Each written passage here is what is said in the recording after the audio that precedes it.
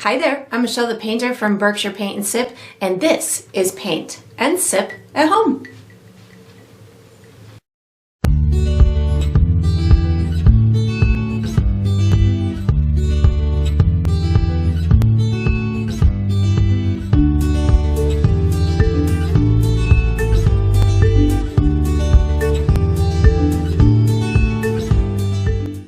Alright, so today I'm going to be painting Infinity ZEN Rocks, and I'm going to be sipping on some iced tea. And if you enjoy this process, I do hope that you like and subscribe to my channel, and that you also check out my Patreon page where you're going to find additional painting perks. So let's get painting, and let's get sipping. Alright, so for my materials today, I'm going to be using a stretched and primed 16 by 20 inch canvas. If you're painting along with me, you can certainly switch up the size, but that's what I'll be using. I'm going to be using acrylic paint today. My colors are titanium white, cobalt blue, chrome yellow, burnt umber, which I'll call brown, green oxide, Mars black, and chrome orange. And of course you can switch up those colors too if you'd like, but that's what I'll be using. For my tools today, I have 3 brushes. I have a 1/2 inch wide flat bristle brush. I have a number 6 round synthetic brush, and I have a number 2 round synthetic brush. And I will refer to these as small, medium, and large as we go through the painting process. And of course, you can switch those up as well if you'd like to. If you're painting along with me, you'll probably want to have a cup of water for washing your brushes, as well as a paper towel for drying your brushes. And down below this video, I will be providing you with a couple of additional resources that can help you throughout your painting process. One of them is a link where you could purchase the same exact paint kit that I'm using, from the large canvas to the same kind of paint and the brushes and all the good stuff in between. So that's down there for you. There's also a link where you can download a free image of the final painting. So you can just print that and use it as a visual reference as you go through the painting process. And there's also written step-by-step instructions down there for you as well. And that's all we're going to need today.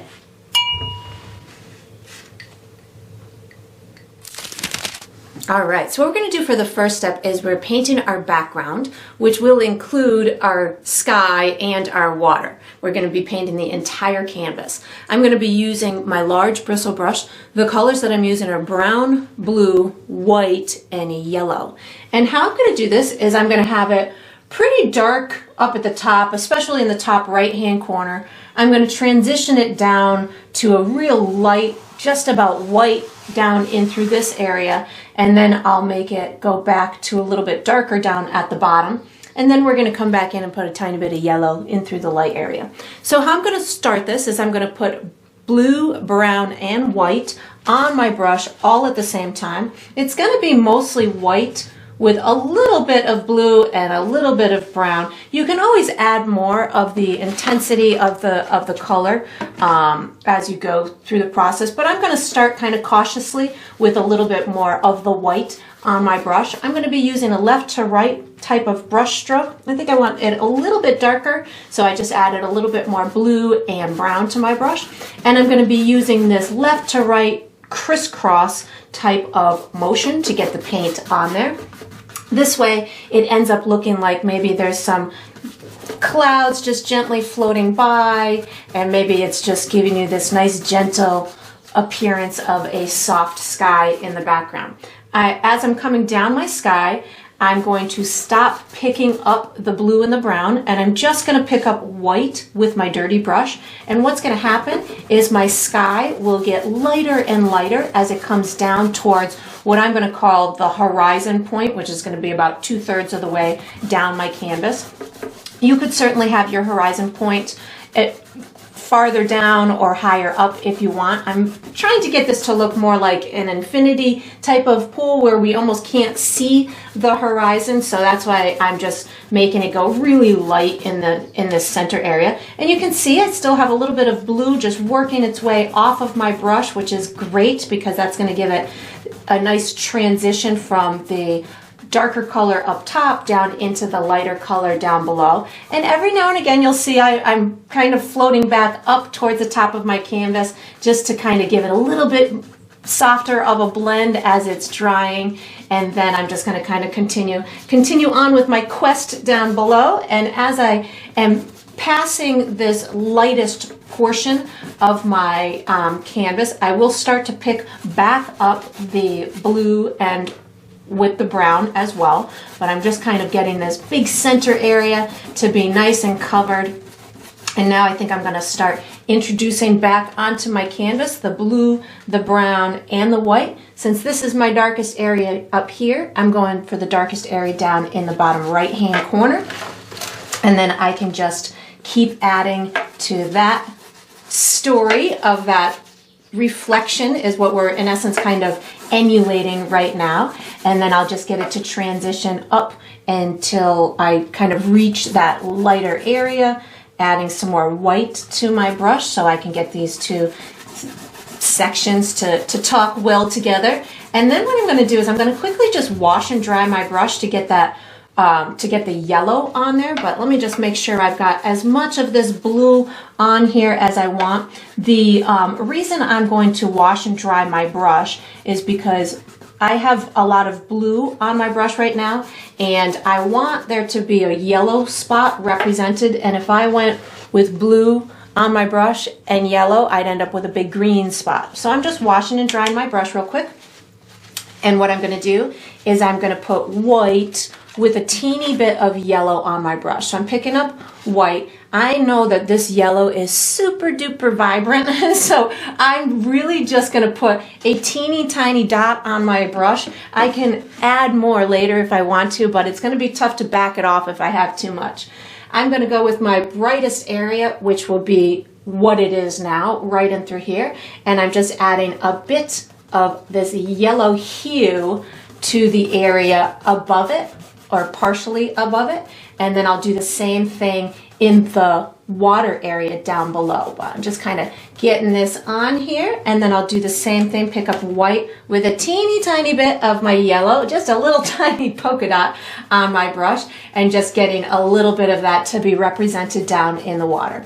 And then we're going to be using our medium brush for the next step. So once you've got this done, you can put the large brush away, take out your medium brush, and get ready for the next step. All right, so what we're going to do for the next step is we're doing the first layer to our bamboo stalks, shoots, trees, whatever you like to call them. We're going to call them the tall bamboo pieces. I'm going to be using my medium brush, and I'm going to be using just green paint. But I do want to forewarn you that before you start this step that you make sure that your canvas is dry. So you know this is that time where you get to take that extra long break if you'd like to. Or you can find a fun fanning method like your paper towel or blowing on it, or you can do as I did and just grab a blow dryer and blow dry it that way. So whatever you've got to do to get your canvas dry, that would definitely be a good suggestion. So how I'm going to do this is I'm going to be using just green paint. I'm going to have a couple of bamboo trunks, stalks, stems, whatever you'd like to call them, way off in the distance, and then I'm going to have a couple that are going to be in the foreground, and they're going to be bigger to us. So I'm going to load my brush with some green paint. I'm going to do the ones over on this left hand side first. So I've got mine right about here is where I'm going to be putting the base of them. So if this is about halfway down your canvas, you'll come maybe about 2 inches down from there, and maybe in about, I would say, 3/4 of an inch, and then just give yourself a little vertical line that's, I don't know, maybe about an inch, inch and a half wide. And then I'm going to go up to the top of my canvas. I'm going to have 2 shoots coming off of here. So I'm going to have one that's going to be, I would say, about a 1/2 of an inch wide going in through here, and then I'm going to skip a little ways, and then I'm going to do another one that's going to be maybe a little bit wider, and then I'm just going to connect this down to my base. They don't have to be perfectly straight. I've got this left one is a little bit more narrow than the right one, but they're going to kind of join as they come down at that base. And you can use a lot of paint if you want, or a little bit of paint, whatever thickness you want your green to be. This is just providing us with the base coat for these bamboo shoots. They don't have to be perfectly straight. They can have a little bit of bend to them. Or they could be perfectly straight, because I saw a bunch of different varieties of bamboo as I was composing the design for this painting, and there's some different kinds of bamboo out there. So I just went for a very generic looking style of bamboo, and mine has a little bit of wiggle in it. Yours could be really straight if you wanted to. It's really a visual preference. Then I'm going to go ahead on the right. Oh, I want to put a couple of little leaves coming off the top. So I'm just going to bring down a couple, maybe 2 or 3 little pointy areas off the top of here. So something like this, 1, 2, and then maybe I'll have a little one coming in the center in through here. So that'll represent our leaves that we put on later. So the next pair of bamboo shoots I'm going to do is over here. They're going to be really wide and they're going to take up a good amount of space. So on the bottom right hand side of my canvas, I'm going to come in maybe about 1.5 inches, make myself a little bit of a mark. Then I'm going to come in another maybe 2.5 inches from there. So I've got a wide area down at the bottom. I'm just going to color it in a little bit more so you can see it better. So something like that. On the top of my canvas in through here, I'm going to be bringing my my left hand side is gonna, if you come straight up from here, you're just about right at the top of that. So somewhere right in this vicinity is going to be where this left hand shoot is going to be. And then I've got it about halfway from here to here is where the other point of that top is. And then this is going to be one shoot coming down like this, and then I'm going to have one going off to the side. So the other one is going to be really in a diagonal kind of way. So I'm going to come down maybe just about 1 inch from the top of my canvas, somewhere in through here. And then I'm going to come down, I would say maybe about another 3 or 4 inches coming down in through here. And then these two are going to come in a very diagonal way that's going to meet about the edge of this one in the left hand side. So this one's going to be my big huge one over here on the right hand side, and it's going to be, I would say, 1.5 to 2 inches wide throughout the whole thing. And then the other one, the left one, is just going to kind of sit behind it. So you can really have fun with the thickness of this. I am trying to keep a sliver of my pool on that left hand side that will represent give us some good dimension on it, because we can see it on the right side of it. And then once I've got this in through here, and of course you can make that paint as thick or as thin as you want. Now I'm going to go ahead and connect this top one, and this is going to be, you know, it can be crooked, it can be straight, whatever, again, works for you. I'm going to bring this right down to the left hand side of here.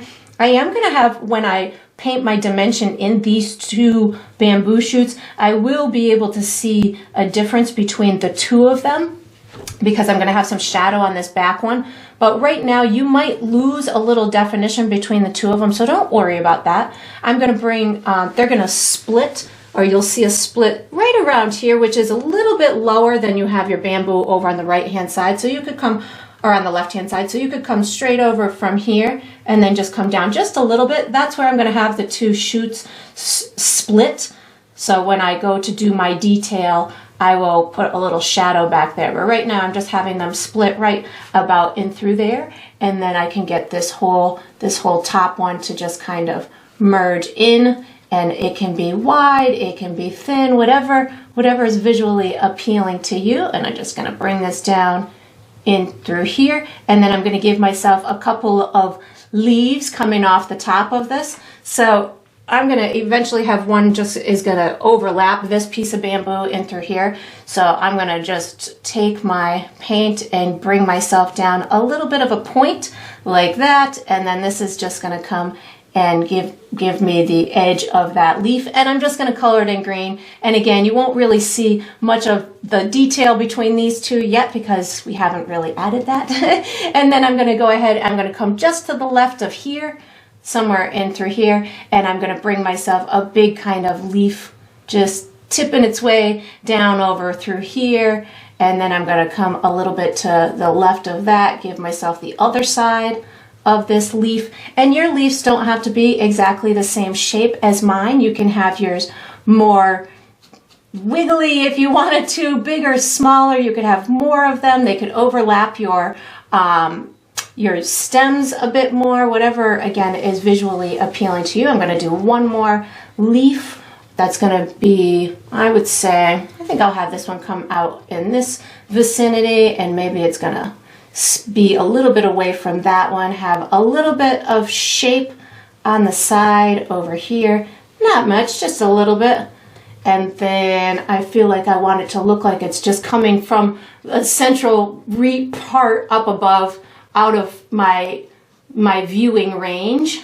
And then I'm just going to color it in green. And then we're going to utilize this same brush for the next step. So once you've got your base coat for your bamboo, you can wash and dry your medium brush and get ready for the next step.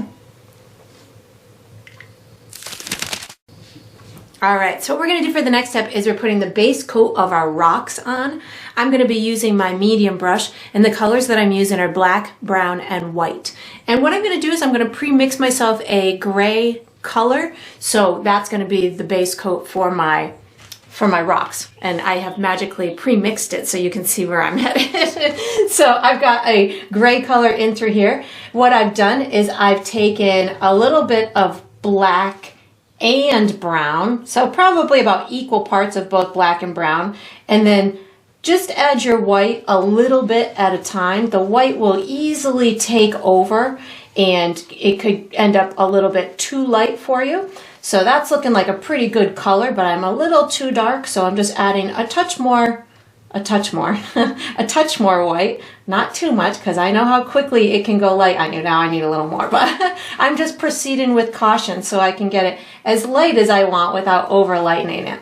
And then once you've got it in the tone that you want, it will turn a little bit darker when it dries, so just kind of plan for that. I'm going to just pre-mix mine in with this other bundle that I have here, and then I'm going to be taking this color and creating some rocks. So your rocks don't have to be formatted the same or piled the same as mine.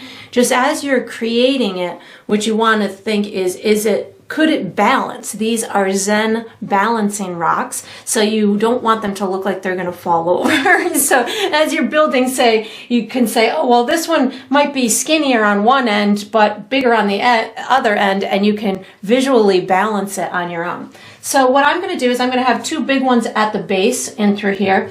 I'm going to have the base of my rocks about this wide. So I've got this maybe about 2 inches from the right of this area in through here, so somewhere in through here, and then over on this side it's maybe about 3 inches away from there. And again, yours doesn't have to be exactly as mine is. That's just kind of giving me a place to go. And I'm going to have them just coming a little bit further down into the water, somewhere around here. So you can have yours shaped whatever way you want. I'm going to do a bunch of different like oval type shapes and, you know, building them. Maybe I'll have some flat type shapes, so you can really have them whatever shape that you want. But again, you'll want them to look like they could kind of balance on one another. So there's just my first one that I've got into place. I'm going to have another one over here. Maybe this one is going to be a little bit more slender.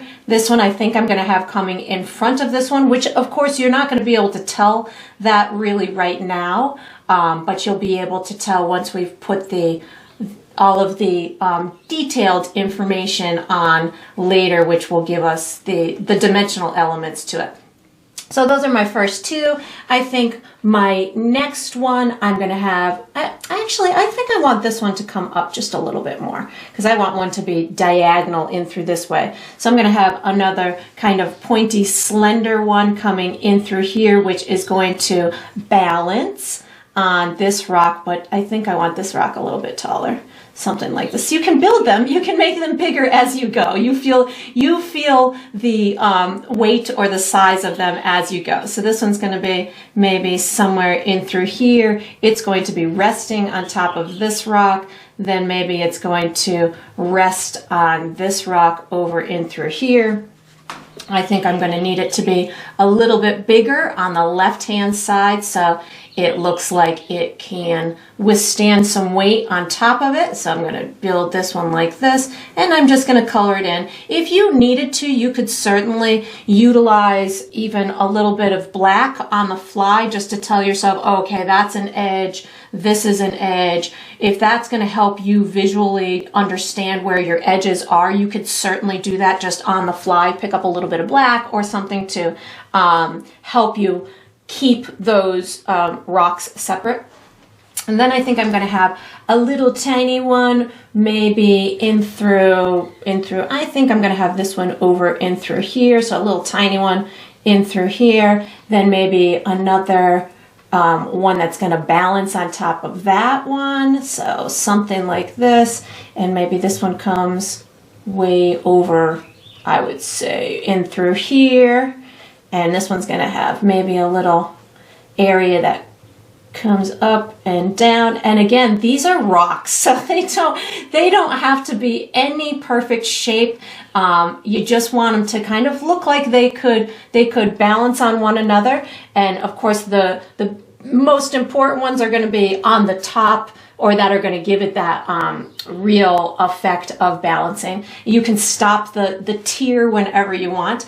I think this one I'm going to have somewhere in through here, and maybe this one comes up like this. I'm going to have a big one sitting on top of this one, but I'm going to have this one coming like this. This one's going to be really balancing. It we'll make it look like it's got some flat spots, and that it makes sense once when we put the detail on there. And of course, you can, once you get them all on there, I would suggest kind of stepping away and looking at it from a distance to see if it actually could withstand itself or each other. I think I'm going to have this one maybe somewhere over in through here. Maybe this rock has a little bit more bend or movement to it. It's going to lay on top of this one in through here, and maybe it's going to just kind of come out like this. Maybe this one's a bit taller. We'll put this one going up in through here. And you know, when I'm done, I'm going to step back to see if this all makes sense too, just to make sure that it looks like they can balance on one another. I'm going to put this one coming. Maybe this one is a little bit wider in through here, and then just kind of juts out a little bit like this. And again, once we put all of the dimensional elements onto these, they'll look a whole lot better. And then I've got a circular one I think I'm going to have right on top of here. And then I would kind of just step back and see if it all looks like it could balance. Maybe this rock needs to be a little bit thicker over here to make this side look like that's not going to topple over, or it's looking pretty good. Maybe I need a little more substance on this one underneath here. And then I would just kind of keep playing with it. We'll be able to add more to the look of it as well when we're finished. I might take this up a little bit, or make this bigger. This feels like it might not be weighted properly, but I might keep tweaking mine, but you can certainly position yours wherever you'd like to. We are going to be utilizing this same brush for the next step. So once you've got your rocks balancing properly or visually, you can wash and dry your medium brush and get ready for the next step. All right, so what we're going to do for the next step is we're finishing our bamboo. I'm going to be using my medium brush. The colors I'm using are black, brown, green, yellow, and white. And how I'm going to do this is I'm going to be doing it in a very loose, carefree, interpretive style of painting, where I'm going to be using a good amount of paint on my brush. I'm going to be just kind of flicking in some highlights and shadows and the little separating parts that go up and along the bamboo shoots, which I don't know what they're called, the little seams of sorts that go up, and then the leaves to give them some dimension and some life. So I'm using my medium brush. I'm going to be doing shadows for the stalks or the stems on the right hand side and highlights on the left hand side, which is going to imply that my light source is over on the left hand side. And same thing, I'll do that on the stalks, and I'll also do that on my leaves. So my leaves, I'll have the impression of the veins within the leaves, but I'll have lighter areas on the edges towards the left and darker edges on the right side to indicate where the light source is coming. So I'm going to start with my stalks. So I'm going to put black and brown on my brush at the same time. And I'm going to go down the right hand side of each one of these stalks. So down the right hand side, and I'm really just using a light kind of sketcherly type of paint stroke. I'm going to go ahead and do that down this right hand side as well. Once I've got a bit of that darkness on that right hand side, I'm not going to wash my brush. I'm just picking up green to get it to kind of transition over towards that left hand side. And because I'm really just using a light kind of sketcherly brush stroke, it's going to provide us with the impression of all of these different tonal values. I'm blending it, so to speak, on the fly, but I'm not blending it so much that it gives this gradual gradient from the right to the left. This is just going to be more of a visual stimulation of sorts. Now that I'm going to all the way to the left hand side, I'm picking up, without washing my brush, yellow and white, and this is going to give me the highlighted areas over here on the left hand side. And you can see, again, I'm not going in for full on an exact make this blend perfectly with the neighboring areas. I really just want to have some fun, give the idea that there is the light source is over on the left hand side, and then I just move my brush up and down to make sure that it makes sense, that it looks like it's kind of blended in with the right hand side. And then I'm going to add my joints. Maybe that's a good word for them. So you could really add these joints with any color that you want. So I'm actually going to put green, brown, yellow, and white on my brush at the same time. So really green, brown, yellow, and a little bit of white. So I have 4 colors on my brush right now, and I'm just going to kind of pick a spot. And when I do these, I'm going to give them a little bit of a curve, so that way it implies that the object that they're on is of a round nature. And I'm going to put them in different spots. Once I've got them on there, if they're too close in color to the background, just pick up either a little bit more white or a little bit more black, and that's going to add the contrast into them, so you'll be able to see the difference with the area that it's next to. And of course you could keep tweaking that. You could add more brown to it. You could add more of whatever color that you want. These little leaves up at the top, I'm not adding much to them because you can't really see much. I just added a bit of brown and green to my brush just to make sure that they look complete, but I don't really need to do a whole heck of a lot. Just picked up a tiny bit of yellow and white just to give a little bit of sunshine on the tips of them, but they're off in the distance. You can just see the tips, so I don't need to do much. So then I'm going to do the same process on the other side. I'm picking up some brown and black on my brush at the same time. I'm first going to identify the difference between these two areas, so that way I don't lose my train of thought as I'm going through the process. So I'm going to give myself a little bit of a delineation line in between here, something like that, and that's going to immediately just separate the two. And then I'm just going to carry this dark color up on the right hand side of this particular one. I can see my outline for my leaf in through here, so I'm just going to kind of bring a little bit of this darkness up in through there. I don't necessarily need to outline this leaf. If you did want the stalk to look dark up there, you can outline it like this, but then immediately thereafter pull those colors straight down the stalk. You don't want just a diagonal line underneath that. And then I'm going to do the same, just getting this to blend in just a little bit more before I move to the other stalk in through here. So brown and black. And you can see I'm doing a pretty repetitive technique, I guess, where I am just adding the same elements to each one of these similar objects in a systematic order, even if, again, I'm not going for photorealism or anything that is too tight on the detail. This is really just that loose interpretive type of painting that we're going to enjoy the process, have fun, but I am following a similar process and a thought process throughout this. So now I'm picking up green on my dirty brush to get the dark color to start to transition into the light side, which is the left-hand side. I'm going to do the same thing for both stalks or stems.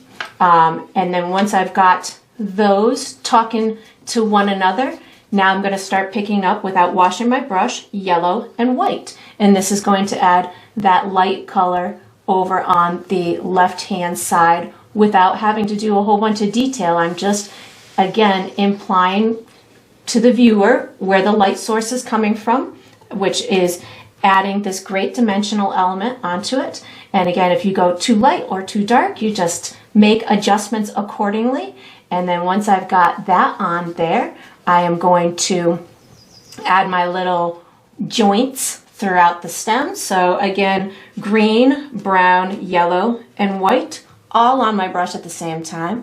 I think I'm going to have one up in through here, just to kind of get that one on there. I think maybe I'll have one in through here. And again, I'm giving a little bit of a curve to it. Maybe I've got one coming up in through here. So you can't see that one enough. So I just added a bit more white to my brush.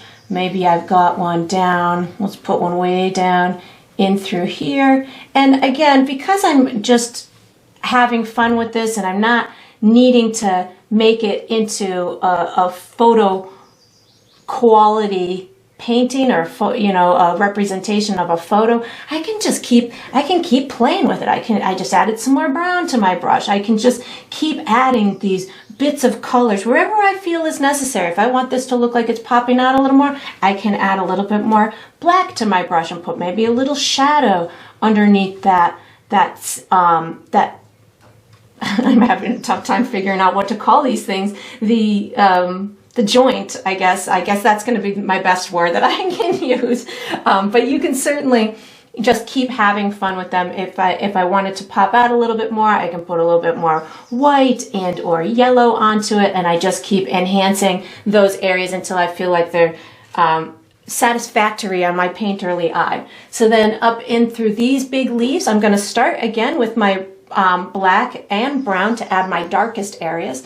So this is going to be my veins coming down the center. Maybe this is a little bit more dark on the right hand side, so I'm pulling those veins out more on the right hand side, but I still want some to be represented on the left hand side, so I put a couple there too. And I'm going to repeat the dark thought process on every leaf. So I've got my vein coming down the center. Then on the right hand side, I will be a little bit more aggressive when it comes to adding the darkness of these veins. This is going to make this side appear to be a little bit darker once I add the light or the colorful aspects of the leaf.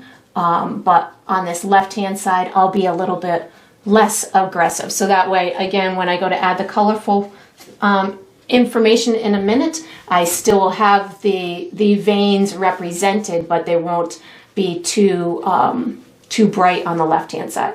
And then of course I'm doing the same thing over here, just making sure I've got these coming in a direction that makes sense to me, so they come off of the main vein in the center, and then I'm just kind of doing a directional brush stroke that's allowing the viewer to understand how the leaf is shaped. And then once I've got the dark areas in there, I'm just going to pick up some green, yellow, and white on my brush at the same time as my highlight colors. I definitely want a nice light edge over on the left hand side. And then what I can do is I can add those lighter streaks within that leaf. So you might end up wanting to come in with just white on the edges, but first I'm coming in with green, yellow, and white with each other, so that way it's going to progressively allow me to get lighter throughout this process. Instead of just coming in with white, I am gradually getting to that light edge, which will be the left-hand side, by utilizing the colors of the leaf on my brush at the same time. So you'll see how I get to that brightest edge in a second.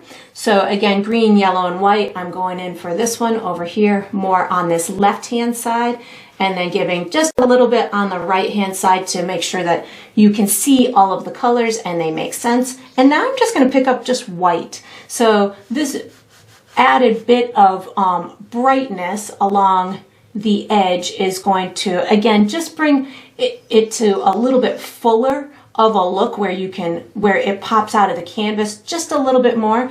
Because I'm using it with my dirty brush, it in essence is just giving me a lighter shade of that yellow that I had. So it's not, again, it's not turning 100% white on me because I'm using a dirty brush, but it is giving me that progressively lighter look to it. And you could certainly do the same thing with the stems if you needed. Once they dried, if they weren't bright enough for you, you could just come back in with a little bit more of that white and yellow just to give them that extra bit of punch. And then just keep fiddling with it until you feel that they are bright enough and you've got enough dimension on them. And then we're going to be utilizing we're going to utilize,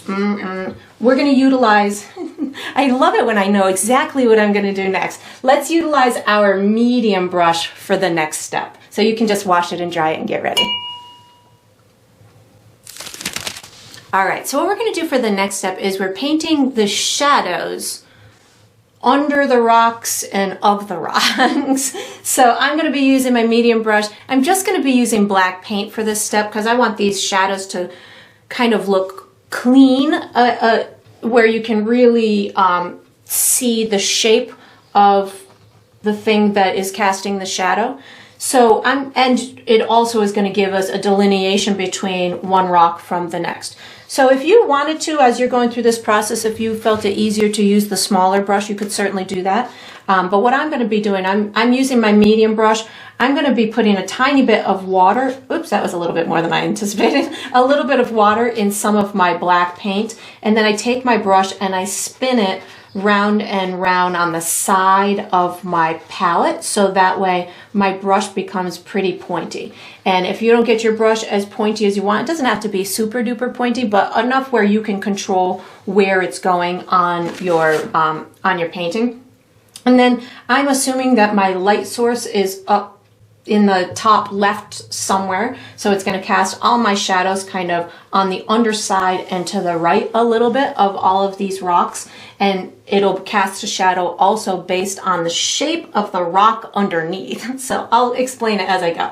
So I'm going to do this one up in through here first. So what I'm going to in essence do is kind of outline the bottom part of that rock so I can see what that shape is, and then I'm going to give it the shadow on the surface of the rock that it's sitting on. So these don't have to be exactly the same shape as that, because the rock it's sitting on could be skewing the shadow shape based on the shape of the rock. If it's got some lumps and bumps in it and stuff, that would skew the shape of the shadow. So just something that is, you know, similar in nature would be great. So then this one's going to cast a shadow upon here. So I'm going to in essence kind of take my brush and outline the underside of this rock. So that's going to give me my shape, and you can see I didn't go straight across, so that's going to give me a more organic type of shape.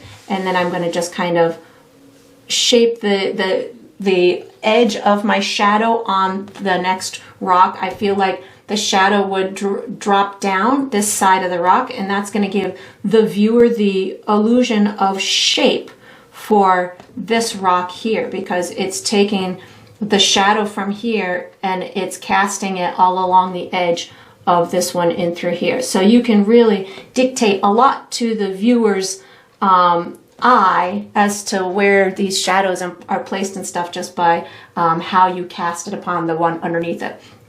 So this one here, I'm going to again just outline the underneath of the rock above it, and then I'm going to say which way do I want this shadow to go. So my light source is over here, so I've got a bit of the shadow coming down in this direction like this, and again that's going to tell you the shape of this rock.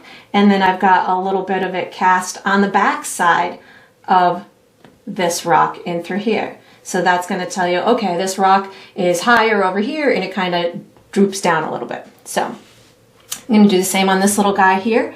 So I'm underlining it right in through here, and this is probably all going to be in the shadow from this rock on top of it. So I'm going to but I don't want to totally lose my little rock here. So I think I'm going to just kind of put it, let's just go for it. We're gonna make this almost a whole black rock. We'll add a little bit of a highlight to it in a little while, but I feel that it would probably be mostly black. So I do have this rock here, which is gonna have a shadow from this rock, because this is just a little tiny one holding up that corner. So I'm going to underline this in through here. It's off the surface, so it's up there. So this shadow, to me, it would come all the way over in through here, and it would, to me, come past this little guy. So I'm going to give it a little shadow in through here. I'm going to just save a little edge of that little rock so I know where it is when I go to paint my other information on it. And then I'm going to just paint this whole area of this rock. Oh, that just grew a little bit. That's okay. In black, because that looks like that would be the correct shadow to me. And then I've got my next couple of rocks in through here. So again, I don't want to get confused. So I think I'm going to go for this rock first, and it's going to be shadowed by this one. So I'm going to, again, just add my underline underneath here. I'm going to bring my shadow out a little bit on this side to show that, you know, there's a little height to that. And then to me, I think it's going to shadow a lot of this rock in through here. So I'm just going to bring this all the way to the edge of this rock, bring it to the edge of there. So that's going to provide the shadow on this rock. Now I need a shadow on this rock. So I'm going to follow that same thought process where I am starting at the bottom side of this one here. I'm going to underline it. So again, just like when I was doing the stalks, the bamboo stalks, I have a process, and I just follow that process through each piece. So I've underlined it. Now I want to see where does this shadow go. And to me, I feel like this shadow would just kind of go off the tip and maybe over in through here. So I'm just going to follow that edge of the rock. And then it would, to me, this rock behind here would just kind of, maybe the shadow would come down this side in through here and just cast upon that whole side over there. And then I have this rock that I believe would cast a little shadow on here, because to me this rock is kind of popping out in through here. So I'm going to give this one a little shadow like this underneath here all the way to the edge, and then maybe this would go down like this. And then these last two need shadows at the bottom side of them and or in the water. So I'm going to just kind of do the same thing, the same thought process, just kind of give myself a underlining mark where that shadow would be in the water. And then I'm going to just, my water is kind of going to have a lot of reflections in it too. So I'm just kind of making sure that I have this shadow represented on its own before I end up doing the reflection so I don't forget about it. So it just makes my brain work better. And then I'm going to do the same thing over here, giving this a little bit of a shadow underneath. And if I want a little piece sticking up out of the water, then I get that shadow to disconnect from the rock at some point. So something like this. And then I'll just give it that little bit of a shadow within the water. And then we're going to be utilizing this same brush for the next step. So once you've got your shadows in place, you can wash and dry this medium brush and get ready for the next step. All right, so what we're going to do for the next step is we're finishing our rocks. This is going to be primarily with highlights, but we're going to be creating the finished form of these rocks. So we have a fantastic base color, which is going to provide us with the majority of the information that we need. All we need to do now is just give the viewer the information as to where the light source is coming from and what parts of the rock are popping out the most or coming closest to the viewer. So how I'm going to do that is I'm going to be using my base color. I'll also be using white and brown. And if I need to, if I feel like I need to deepen any shadows underneath at the bottom side of a rock, I will pick up a little bit of black, but if I do that, I'll let you know. So the trick to doing something like this is never have a lot of paint on your brush at any one time. You want to be able to have it kind of dry on the fly so you can keep building it as you go. But what I really want to first do is kind of put a coat on there that is going to tell me where are my lightest areas going to go, and then I'm going to kind of fade them into the rest of the rock. So what I'm going to do is I'm going to put a little bit of white and brown on my brush at the same time. So I'm using my medium brush. I've got a little bit of white and a touch of brown on my brush at the same time. And I'm just going to kind of go from one rock to the next and say, okay, I want this area to be light. I want that area to be light. So on this round rock, I'm going to have my lightest area kind of up in this top left hand area in through here.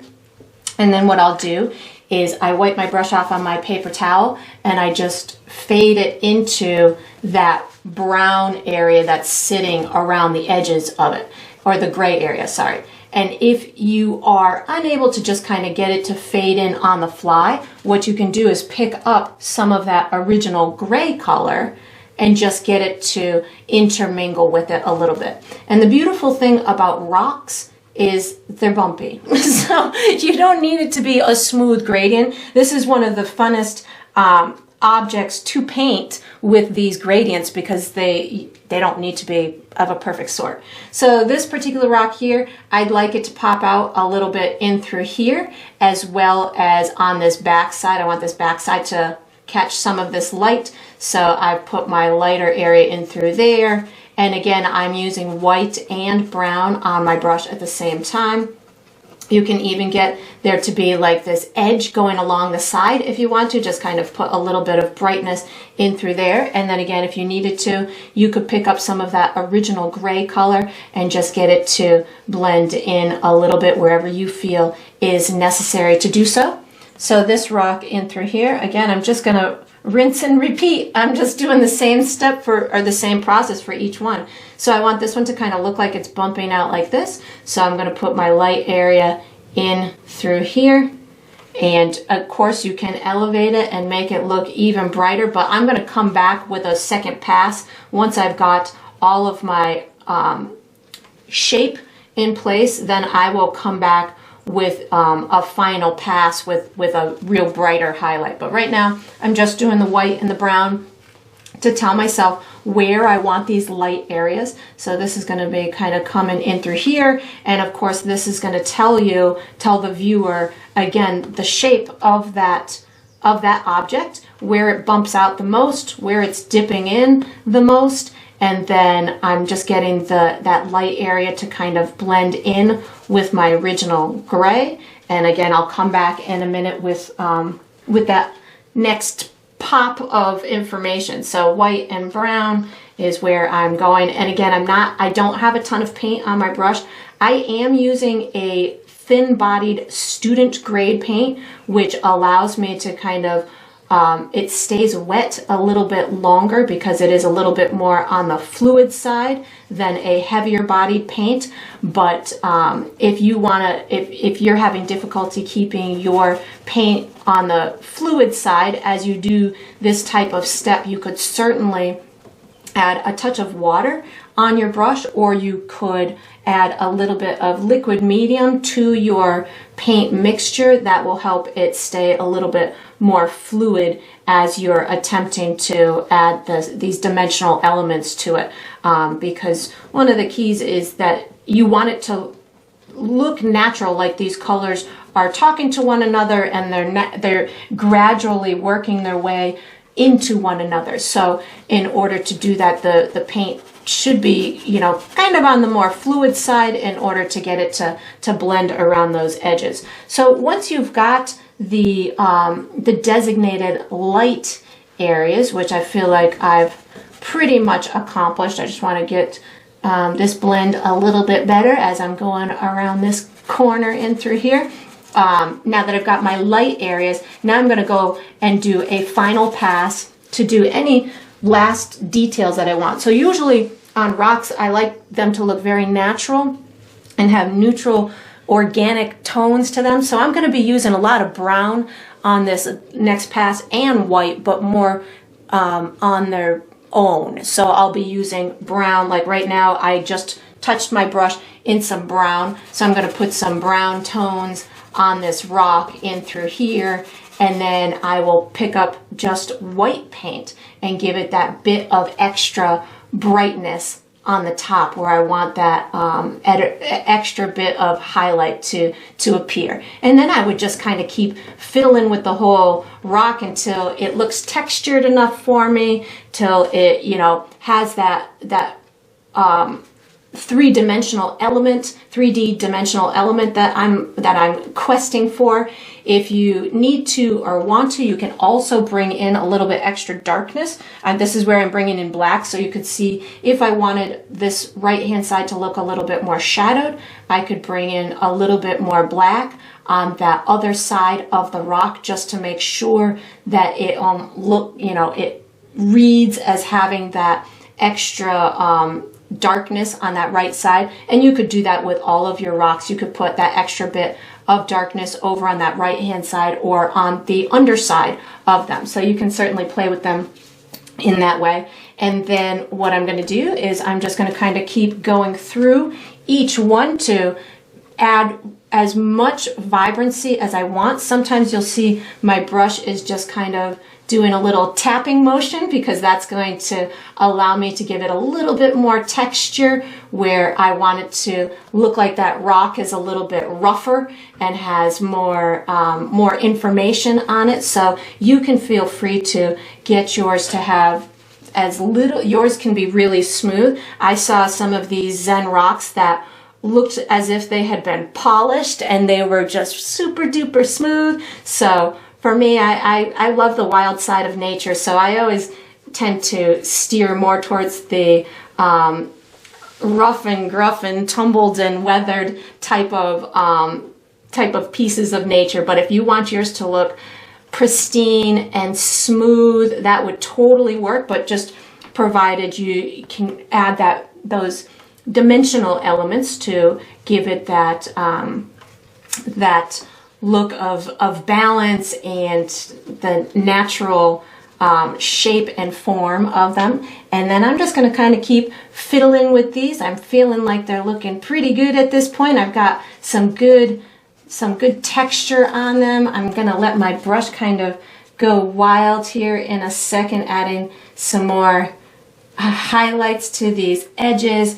And again, getting them to have those the contrast in the highlights to the shadows. That's what's going to really sell it as a natural element. I just added a bit more brown to this one. Maybe this one's going to be a little bit darker on this underside. You can have one rock be way lighter than the other or darker than the other. Again, that's going to be something that is in your visual preference whether or not you want them to all look exactly like the same style rock, or if you want one rock. I mean, you could have different colored rocks. You could have a pink rock, you could have a purple rock, you could have whatever color rocks that you want in order to represent your Zen moment, or, you know, whatever makes you feel balanced in your own spiritual or mental world. Whatever is happening and works for you is where I think that you should take this painting. And then I'm going to go ahead and add a little bit more brown to this one, and then maybe a little bit more of that white is going to pop that corner out just a little bit more. And then we are going to be utilizing, I'm going to say we're utilizing our medium brush for the next step. So once you've got your rocks all nice and beautiful and they're popping out, fiddle with them all you want. I might fiddle with mine a little bit more before I call it, but I feel like right now I'm pretty darn close. So I'm gonna feel just a second here like I'm gonna call it, and then I will wash and dry this medium brush and get ready for the next step. All right, so what we're gonna do for the next step is we're painting some reflections. I'm gonna be using my medium brush. The colors that I'm using are green, yellow, white, black, brown. If I need to, I'm gonna use some blue too, but I don't think I'll need to, but just in case, I figured I'd throw it out there. So how I'm gonna do this is I want my pool of sorts to just kind of fade off into the distance, but I still want there to be a sense of reflections or gentle reflections at the top of the water, just giving the insinuation that it's reflecting maybe the leaves on the tree or whatever else is around in the atmosphere. So I'm going to be using a very little bit of green and yellow paint to add a faint kind of reflection in the top of the water. I'm going to be also using water on my brush as well. So I'm going to start with a tiny bit of green, a tiny bit of yellow, and some dirty water. Your water might be cleaner than mine, but it's all water, it works. So just a little bit of water on my brush, and then I'm just going to dab it on my paper towel. So I have very fluid paint on my brush. And I'm just going to be giving myself this left to right type of brush stroke. You can have this going behind some of your rocks. I'm going to pick up a tiny bit of white paint also right now because that's a little bit too dark for me. I'll lighten it up in a minute.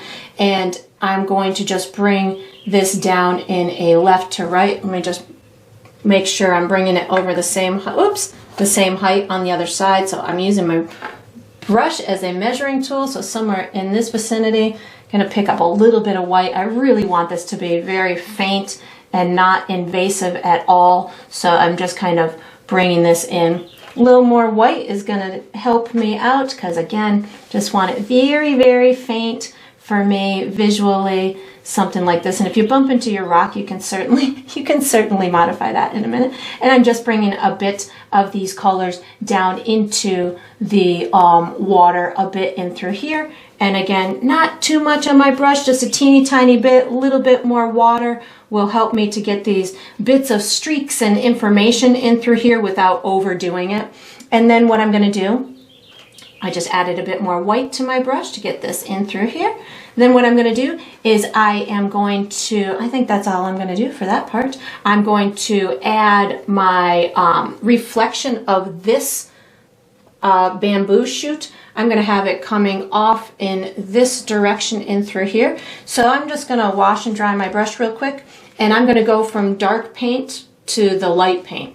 So I'm going to start with black and brown on my brush, which is how I did the dark spots of it, and I'm really just going to be making a dark area at the bottom of here like this, and then I'm going to just make these little squiggle marks going pretty tight at the top, and then they're going to get looser and farther apart as they come down towards the edge of my canvas. I've got the inside edge of this one too, so that's where I'm going to do a little tight black and brown in through there, and then they just kind of get looser, just these little wiggle marks going in through there. Not going to wash my brush, picking up some green paint, which was my Progressive Next color that I used on these bamboo shoots, and then but I'm noticing I have a lot of black on my brush, so that's not going to work out. So I'm just wiping my brush off on my paper towel. If that happens to you and you picked up your green and it doesn't look green, then you'll want to wash and dry your brush or just wipe it on your paper towel. Then I'm intermingling some of this green, and I'm going to do the same thing over on this side. And then I have yellow and white, which are going to represent the lighter colors. So I just put yellow and white on my brush at the same time, and then I'm just going to give myself a little yellow and white squiggle going off into here. And there is a little bit of a space in between them, so if you have a space, that would work out. You could even pick up a little bit of white all on its own if you had some dominant white in your bamboo thing. That would totally work. We're going to be putting a big flower or a couple of flowers in through here, so you'll have additional information in your reflection in here in a little bit, but you don't have to worry about that right now. And then over underneath here, I've used black, brown, and white and my gray. So I'm going to kind of do it in the same order that I painted it. So I'm going to start with gray paint, and this does not have to be a mirror image, and you've only got this much space to work with as opposed to this much space. So just know that it doesn't have to be a mirror image. It can be skewed and squashed a little bit.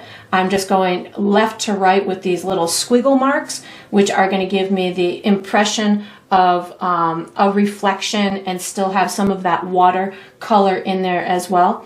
So I'm going to represent this one that we've got going on right here, and then I've got this one up and through here. So I'm going to bring this way out. I'm going to do a little skinny reflection over here with my gray, and then I've got this little tiny piece in through here, and then it's just going to kind of, I think, fade off into this narrow area and just recede off of the bottom of my canvas. So I'm just going to carry this over. So I did, in essence, a profile of what I was reflecting. I'm going to do the same thing over here on the left-hand side. So again, I've just got my my gray paint, and I went about this high for the reflection in here. So that's about as high as I'm going to go for here. So I've got this piece, then I've got this little guy right in through here. It comes inward. I've got this little guy, and then it just kind of shoots off into that other smaller one. And then now that I've got my profile, I'm just going to kind of give myself these, or the exterior edges, then I'm just going to kind of give myself some of these wiggles with the gray paint. And then once I've got the gray paint on there, I can just introduce the other colors. So I've got black. I just put a little bit of black paint on my brush. The black is, again, going to just represent these darker areas of your rocks that you're seeing above. So you don't need to overdo it. It would probably also represent the shadowed area underneath a particular rock. So this is just giving you, again, the information of whatever it might be reflecting from above. So this is this one, maybe it's got a little darkness underneath, because the reflection would be seeing the underneath area as opposed to from the viewer's angle. So that would typically allow it to get a little bit darker as it's going through the through the reflection. And then I'm going to pick up a little bit of white paint, white and brown, to give me some brown areas that are going to resemble some of the areas that those rocks, the colors of the rocks. And you can see I'm still leaving some of the color from the water underneath that I just wanted to really look nice and natural and resemble what I'm seeing up top, or give the impression of a reflection. And then I'll pick up a little bit of white paint. I have a lot of white on this edge right here, so I'll put a little bit of white there. I've got some white here, so I'll put a little bit of white in through here. I've got a lighter area in through here, so maybe just a little bit there to represent, and then maybe just a little over here to represent here. And that's all I'm going to do for my reflection. If you felt like you wanted it to be pulled out a little bit more, like you wanted more movement, you could certainly pull any of these out just a little bit farther if you wanted to. That's going to imply that there's more movement in that water, so feel free to make it as ripply or as calm as you want it. And then we are going to be utilizing our medium brush for the next step, so you can just wash it and dry it and get ready. All right, so what we're going to do for the next step is we're doing the first layer of our flowers. I'm going to be using my medium brush, and I'm going to be using a light gray color. So I'm going to be using my gray from my rocks plus white. So I've got some of my rock gray left, and I'm just going to add some white paint to it. I want this to be a nice light gray, and the reason why I'm choosing to do a light gray for the base of a white flower is so I can get some dimension in it in an easy fashion. So if I start with this gray base, I can simply just add white as my highlight, and that'll give it dimension when I'm done. I think that had a little bit of yellow in it, but that's okay. So this is where I'm going. It will be a little bit darker when it dries, so just kind of plan for that. Again, I don't need it to be super dark. It's just a really nice light gray. It'll act as a nice base for our flowers. So once you've got it in through there, these flowers I believe have 5 little petals, and I am going to have 2 over here. I'm going to have my first one is going to be, I would say, somewhere in through here. The petal is a little bit more narrow as it gets towards the center of the flower, so we'll say this is my center. So I'm going to have maybe one in through here, and just color it in the full color. It doesn't have to be anything special with the brush stroke itself. And I'm just kind of giving these shapes of the flower or the petals in through here. Maybe I'll have a bigger petal over in through here, just getting it a little bit more narrow. I need to maneuver my, there we go, so I can get to the bottom of my canvas. I'm going to have that one maybe underneath a little bit, and then maybe I'll have another one kind of over this edge a bit. So that'll be one. These two petals I guess are gonna look like they belong together. And then maybe I'm just gonna have a little couple of petals over here that are just on the edge of my canvas. So there's one in through there, and then here's another one in through here. And then I'm gonna have a couple of little flowers at the bottom of this bamboo area. So I'm gonna have one, I would say somewhere, and again, yours doesn't have to be exactly as mine. Maybe you want to have, I don't know, 17 flowers. You can really have as many as you want. I'm just doing these little petals that are a little bit more narrow as they are towards the center of the flower, and then they get a little bit wider as they come out. I'm going to have another one over maybe on this side over here, but I think this one's going to be set behind it a little bit. So I'm just going to go right up to that one, and then maybe just have a couple of petals poking out the side. And then we are going to be utilizing our small brush for the next step. So once you've got your flowers in place, you can put your medium brush away, take out your small brush, and get ready for the next step. All right, so what we're gonna do for the next step is we're doing some small stems and leaves that are gonna be behind these flowers. So I'm gonna be using my small brush, and I'm gonna be using green and black paint. But if you find that that's too dark for your composition, if you went with lighter rocks, or you just want yours to be lighter, you can certainly just use green and brown. But I like mine to have a lot of contrast in them, and I want these to really be noticeable, so I'm going to be utilizing a little bit of black as well. So I'm going to put both colors on my brush at the same time, green and black. And again, it doesn't have to be a lot of black, just something that's going to give you some contrast. And I'm going to do my stems first. So these are really just a bunch of narrow type of long, think of them as long like pieces of grass or something. So I'm just doing these long, narrow stems that are going to have a couple of leaves on them in a minute. Maybe this one comes out in this direction. They don't have to all just go trail behind the flowers either. You could have them coming out in any which direction that you want. This is just the way that I guess that I have decided to put mine in through here. I've got maybe a big one coming up in through here. Maybe you have some coming off of the side of your canvas or behind the flower. You know, maybe you've got a little one peeking out in between these two. So just have fun with wherever you want to put them. So once you've got your stems on there, then I'm going to be a little bit more aggressive with the way that I push my brush. So when I was doing these ones, I wasn't pushing hard. Now I'm going to push a little bit harder to put the leaves on here. So they're long, slender leaves, but they're just like long triangles, I guess. So I'm going to start at the tip of the leaf without pressing hard. And then as I come towards the stem, I'll press a little bit harder. So it's going to just naturally get a little bit wider as it comes towards the stem. So I'm starting up at the top of the leaf, and then I can just push my brush a little bit harder and it gets a little bit wider. And if the tip wasn't as pointy as you wanted it, you can always just go ahead and repoint the tip a little bit. So the goal is just to have it a little bit wider than that stem, and you can have them coming out in different parts of that stem. So I'm just going to start my little one or the little tip, then push it a little bit harder, and it works out that way. And then I've got maybe another one in through here, start it pretty narrow at the top, and then push my brush a little bit harder to meet up with that stem.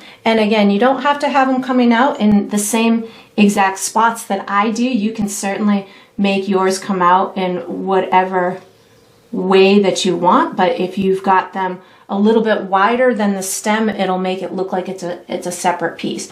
And I don't have a stem coming out here, but I want a leaf coming out here, so I'm gonna make it look wider than the stem so it resembles a leaf. Start narrow, push my brush a little bit harder, and then just go right behind that petal in through there. So that'll make that look like a little leaf. And then maybe I'll have another little one coming out in through here. Push my brush hard and get that to go in through there. And then I think maybe we'll have just one coming out over here. So put a little narrow there, push my brush a little harder just to get it wider through there. Excellent. And then I'm gonna have a couple coming on over in this left hand area. So this is gonna be, again, just a few slender stems. This one you might not get as much detail because it's farther off in the distance, and you can have as many as you want. I'm hardly pushing my brush at this point because I want to make sure that I have these stems represented as a little bit more narrow than the actual leaf itself. So if you needed to, you could certainly switch brushes and have a more narrow brush to do these with, so that's totally up to you. I'm going to add a little bit more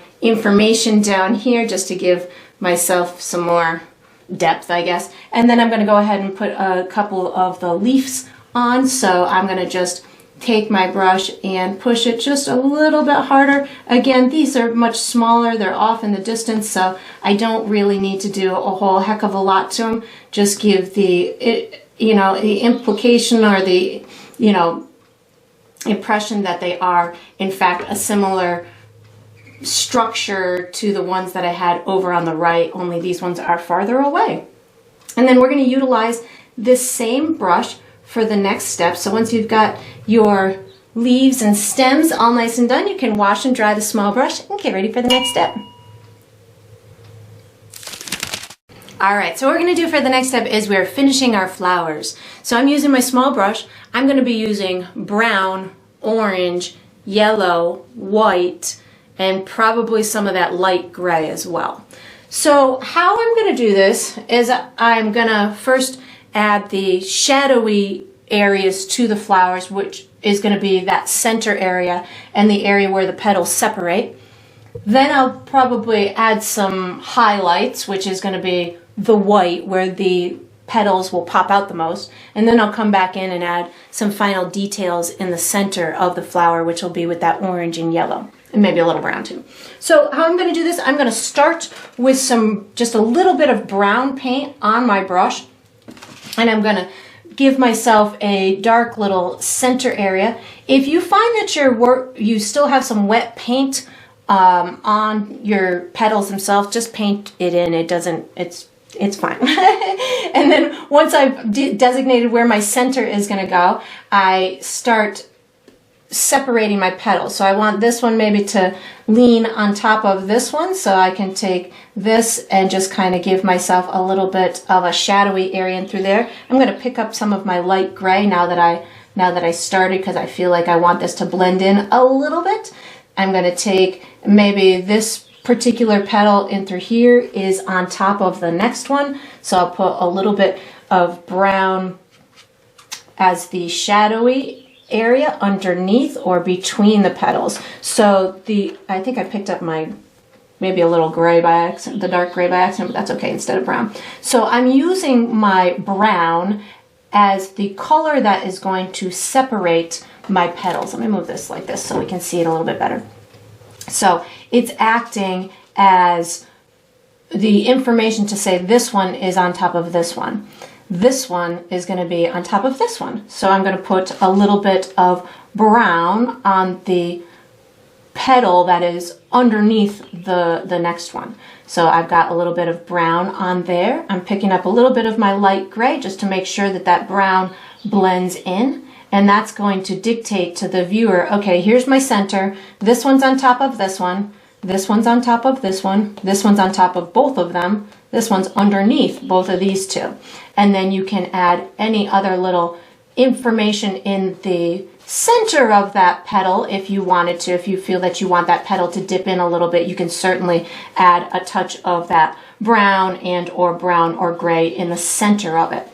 I'm going to do that to all of my flower petals, and then I'll come back through and add the highlights on them. So that was that one. Now I'm going to move to the one to the right of it, which is going to be this one, which I don't have much of anything to do on this one other than add my center area, which is right in through there. And then this petal is going to be on top of that one. So I'm going to add a little darkness to the one that is underneath. So something like that. I'm going to go ahead and move to these little guys over here. Again, these are much smaller, but I'm still going to add some information to them. So I'm going to have my center of my flower in through here. I want this petal to sit on top of this one. So I'm going to add a little shadow there. This one's going to sit on top of that one. So I add a little shadow there, picking up a little bit of my light gray just to make sure that that brown blends into the petal itself. Then I'm going to pick up a tiny bit more brown. I think I want this one to sit on top of that one. So I'm adding a little bit of brown in through there, making sure it blends into the gray. I want this one to sit on top of that one. So I'm going to add a little bit of brown in through here to make sure that it tells that story. Because these petals, they kind of, the edges sit on top of the one next to it. So that's what we're doing. And then I'm picking up some of that original light gray just to make sure that it blends in. And again, this is one of those less is more kind of steps. You really don't need much, need to do much in order to tell the story. And then this little guy over here, we've hardly got anything to do on him, but we definitely just want to give it a center like that. Maybe this is going to sit on top of this one. Maybe this one's going to sit on top of that one. So we've got, this one's going to be the one that's in behind. And again, I'm just adding these little tiny bits. And this flower is sitting on top of that one. So let's cast a shadow on that too. So that's going to get it to these, all these little tiny shadows are going to get these little petals that would seemingly just be flat. It's going to get them to all pop out, and we'll be able to see this information even on such a tiny little flower. So now that I've got my centers and I've got my petals designated, I'm going to go back and I'm going to add the highlight to my petals, which is primarily just going to be white, but I might end up picking up some of that original gray again. So I'm picking up some white paint, and I know I've already designated this petal in through here is going to be set back behind these two, but I still need this main area to be white or light. So I'm just adding my white paint in through here, and then I'm going to get it to fade or blend into that dark area. And you can, these petals also have almost like a little edge to them that pops out a little bit. So you could put a little exterior extra bright bit of white on the exterior edges of them, and that'll make them look pretty realistic too. And then I'm going to go ahead and do the same thing to this one. This one is on top, so I've got these nice bright edges in through here, and then I'm just going to get it to blend into that middle ground area. And because we have a gray base underneath, we can progressively get this white to go brighter and brighter. So if your white, when it dries, ends up being a little bit darker, or seeing it will end up darker because of the colors that are underneath, know that you can add another layer on top of it, which is going to elevate it and make it look even brighter. So you can keep making your white brighter the more layers that you put on it. So just know that it's not an end-all be-all if it doesn't turn as bright as you want it that first layer. I love to layer my paintings, and because I am using a thinner bodied paint, sometimes it does take me a couple of layers to get that white as bright as I want it. But for me, that only makes it look more natural. So I dig the layering of it. So you might like that process, you might not, whatever, you know. If you want yours in one shot, you could use a thicker bodied paint, one that is less translucent than mine. And then what I'm going to do is I'm going to go ahead and do the same thing over here. This petal was sitting on top of the other one, and if I wanted, say, this area to pop out more than the edge, I could just add a brighter center to it in through here, and then just fade it out into that gray edge, and that'll make it look like it's kind of curling over. And then I'm just going to get this to blend in with that center, give myself a little bit of a lightness over on this petal, and then I'll move to my little guys. But you can, of course, you can still keep elevating this white as it's drying. I think I just had some blue on my brush, but that's okay. It's the joy of having a messy palette. You end up with colors on your brush that you weren't really expecting. So I'm going to go ahead and add the brightness to these little guys over here, and then we'll add the color in the center of them. So again, I'm just kind of going through the same process of adding the white onto the brightest spot of that petal that I want, and then just fading it into the darker area. So just kind of maneuvering my brush along the edges and then making that white fade into the interior of it. And I'm just going to kind of keep building this white until it is as bright as I want it. And again, sometimes just adding a little bit more thickness to it will get it to do that. Or again, just let it dry and just keep layering it on there until you get it as bright as you want. And again, I purposely start with a little bit darker of a base so I can add these dimensional elements on the fly. If I was to just start with white, that's as bright as I can go. So I would have to continually make things darker. Whereas for me, this is my easier building process. I like to start with the darker base and build my way towards the lightness. But your brain might work differently, making you want to start with a light base and work your way to the dark. So there's no right or wrong way. It's more of a what works best for the way that your brain functions. There's so many different ways to paint, and we all have our own different ways of working through things. So now I'm just going to go ahead and add my colored part to the center. So my colored part is going to be orange, yellow, and white, or maybe a little brown too. I'm going to start with a little bit of yellow and just kind of pull this yellow out from the center of my flower, just giving myself this beautiful, bright area within the center of the flower. And I don't want to dirty my brush yet with the orange, so I'm going to just continue the yellow on all of them first, and then I'll add the orange in a minute. So my yellow is translucent as well, so that it helps to allow it to act as almost like a glaze or a hue on top of whatever else is underneath it. So that allows for it to gradually make its way into the surrounding colors. And then I'm just going to pick up a little bit of orange on my brush, give myself this really deep center color in through here, and again just kind of pull this out, and it's gradually working its way into that orange. I think I am going to add a touch of brown in here in a second. Let me just get this orange to blend in with the yellow, and I'm just using a tiny little dot. I don't even know if you can see that little tiny little dot of the orange on my brush, and just pulling it into that yellow and not covering the yellow 100%. This is just giving me a progressive color from that orange that it, in essence, kind of just fades into the white around it. And then that's going to be good for there. And then I'm going to just touch my brush a little bit in the brown just to give myself that deep dark center in through there. Just a little tiny polka dot of the darkness right in the middle.